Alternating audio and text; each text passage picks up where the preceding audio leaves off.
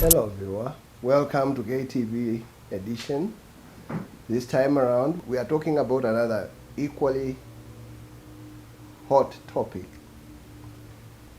which generates more heat than information and knowledge.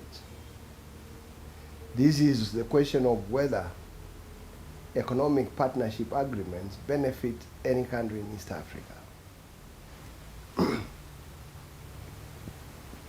One of the countries that has vehemently objected to EPAs is Tanzania. And we want to look at whether Tanzania should sign, or we show reasons why Tanzania should sign EPAs. And we start by asking a question. What is the difference between a come-we-stay marriage and a formal marriage where all ceremonies are performed? The answer, it is security of the partners in the marriage. A come-we-stay marriage has no security for both parties, as each can walk out anytime they get tired of it. That is also the difference between the trade arrangement between Tanzania and Europe, called EPAs, meaning everything but arms, and economic partnership agreements. EPAs is not a negotiated agreement. Some bureaucrats in Europe just decided to throw it the way of least developed countries to help them generate some foreign exchange, while at the same time opening their markets for European goods. It is an agreement that can be tossed out of the window without much ceremony. Tanzania should not therefore feel cozy about this arrangement. She should join our neighbors in signing the economic partnership agreements. She argues that EPAs is a threat to our industrialization ambitions. That is a misnomer. The industrialization in any country is driven more by domestic factors than by external factors, we dare say. Trade agreements and other economic partnership agreements generally protect the interests of the trading partners because they are negotiated. In effect, if each party into an agreement must protect its economic interest. The same is the case with the economic partnership agreements, which a Tanzanian president has branded colonial. EU is not a threat to industrialization in East Africa. Why? Because we export only coffee, tea, cut flowers, and other basic agricultural commodities, tobacco, fish, and vegetables.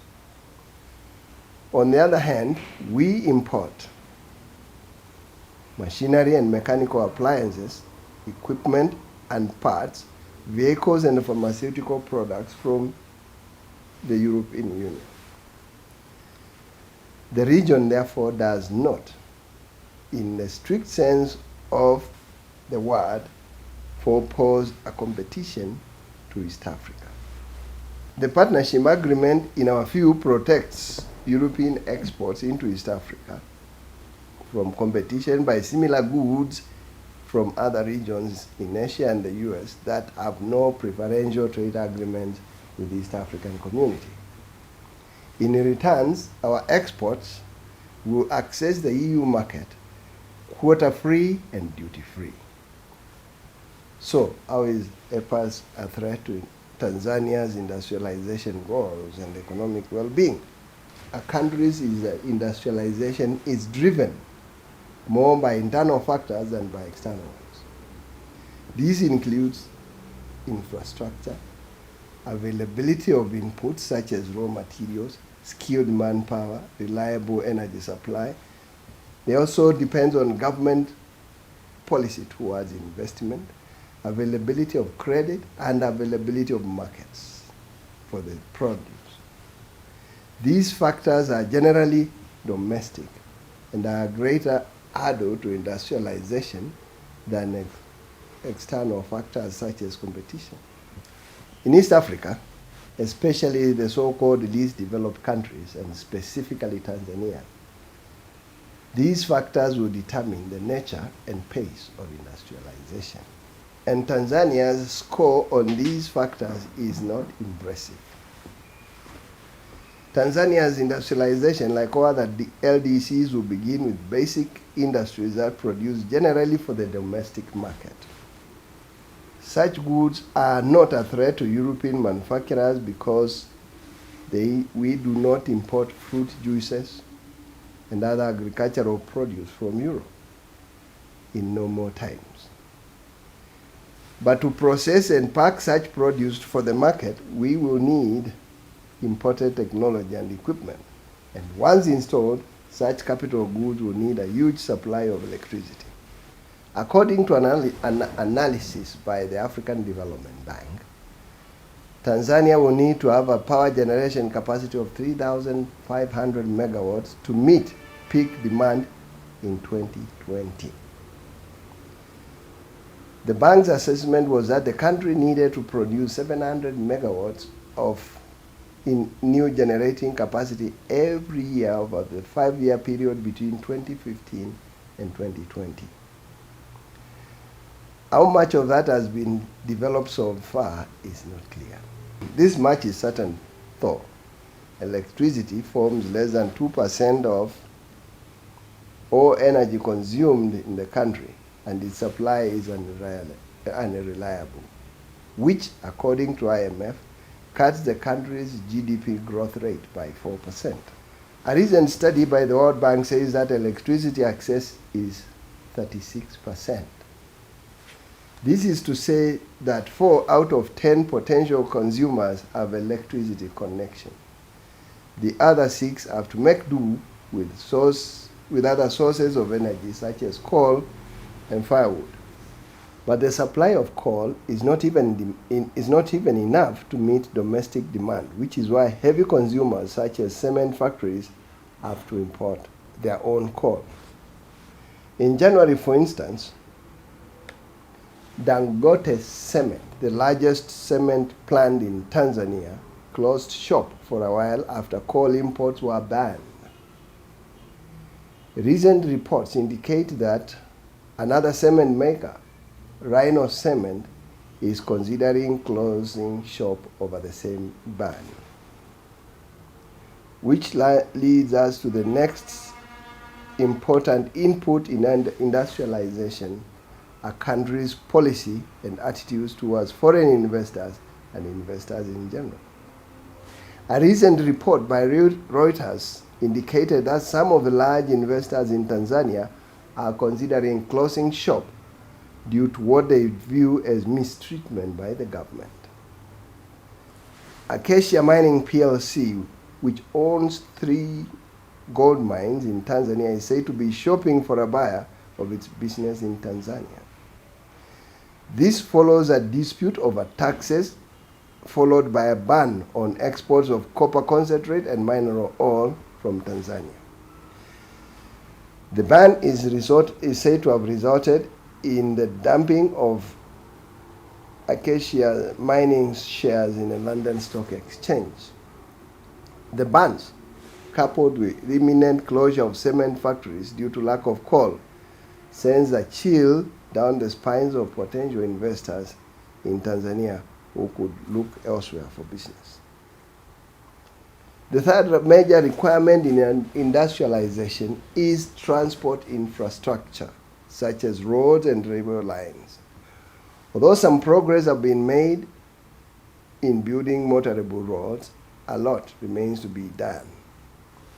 For a country as large as Tanzania, it boasts of 7,000 to 8,000 kilometers of paved roads out of an estimated 90,000 kilometer road network. This is too little. This means that some parts of the country are still unreachable by road, and this is a huge potential market locked out. Last year, the government withdrew some shillings 500 billion from the commercial banks, or the financial sector, choosing to park it in the central bank. The immediate result was that some banks began to show signs of distress. The money supply became tight. That slowed economic activity due to lack of credit. From this analysis of factors that frustrate industrialization, it is clear that Tanzania has a lot to do in order to transform its economy for industrialization. Consequently, the country has its priorities upside down. It should focus on putting these in place first. In addition to these factors, the country should wean itself of the LDC status. She must develop a mental attitude that does not cherish poverty. Tanzania posted a robust economic growth over the last 10 years. That has lifted it from the LDC status to a developing country status. With LNG and other resources, she will soon find herself in the middle income status. At a per capita income of $950, she is fast approaching the threshold for middle income status if she has not already reached there. At that point, the EPAs system in which she exploits to access markets in Europe will become untenable. It can be withdrawn at will by Europe without much fuss. What happens if it is withdrawn? How will she trade in the European market?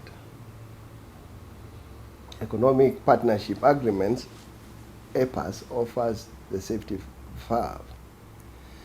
To imagine she will remain in EPAs system forever is, for lack of a better word, myopic. Finally, Tanzania must begin to invest in things it needs, not to spite Kenya. If it's a port, invest in a port to improve its efficiency and benefit Tanzanians, not to compete with Kenya. That mental frame must be trashed as soon as possible so that the government focuses on investments that benefit Tanzanians. Investing to compete with Kenya is dumb, since Kenya, being the larger economy, is sometimes ahead of Tanzania. For instance, the Mombasa port is already 5 years ahead of Tanzania in developing the port to accommodate post-Panamax vessels. It has dredged the port to a depth of minus 18 meters, expanded its capacity to 19 berths, enlarged its container handling capacity to more than 1.2 million TEUs a year, and is still at it. At the end of the current development cycle, shortly, the Mombasa port will have a capacity of 2.1 million TEUs a year. In comparison, the Dar es Salaam port has just begun to develop its development cycle. If Kenya's experience is anything to go by, then Kenya is already 5 years ahead. That means that business-wise, the Kenyan port is already ahead of Tanzanian port.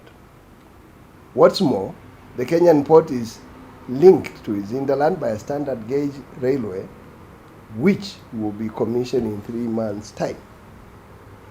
Tanzania is yet to start construction of the same, and given that it will take 4 years to build the SGR in Tanzania, Kenya will be 5 years ahead. To sum up, Tanzania must seriously consider signing the economic partnership agreements as soon as possible. This is an opportunity in a lifetime that they should not miss. In fact, reluctance to sign it could spell the death of EPAs for Tanzania very soon. And when it does, they may live to regret. For incisive stories on serious issues, economic issues in East Africa, please subscribe to KTV.